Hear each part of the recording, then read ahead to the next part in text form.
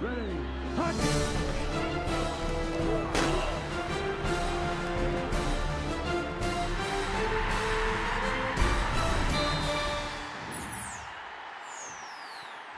the Opepco Studios in Oklahoma City, this is an OU Update with Travis Haney. I'm Jenny Carlson. Travis, the news came on Thursday afternoon. Landry Jones is staying. Surprise, not a surprise? I think the timing was a surprise. He had told me and another reporter in Arizona that he was going to wait right up until the January 15th deadline to make a decision, and then here it is January 5th, 10 days in advance of that, and we get a release from OU saying he's coming back. So I think the timing more than anything surprised me, but the decision, it seemed like it was headed that way. I don't know why exactly, but he just seemed like a guy who wasn't really, his vision wasn't fixed on the NFL. So it wasn't a huge surprise for him to come back, but maybe a little bit earlier than we expected. So what does this do for Oklahoma heading into 2012, having this guy back at quarterback? How does it change the scenario when you have Landry Jones returning? Well, I'm intrigued by it. I think OU fans, in a sense, and maybe some would admit it, are spoiled by the fact that Sam Bradford preceded Landry Jones, and here Landry comes in, and he'll be a 4-year starter. He's already the all-time leading passer at the school.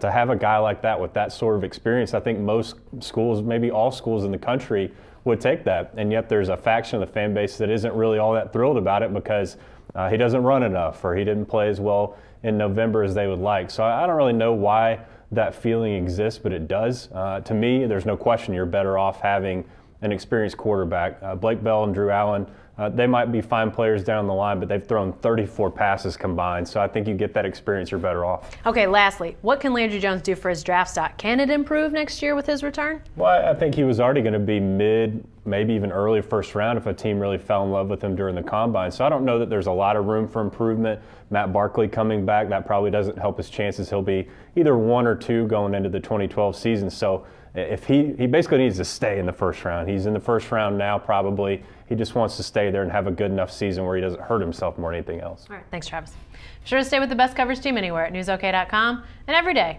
in the Oklahoman.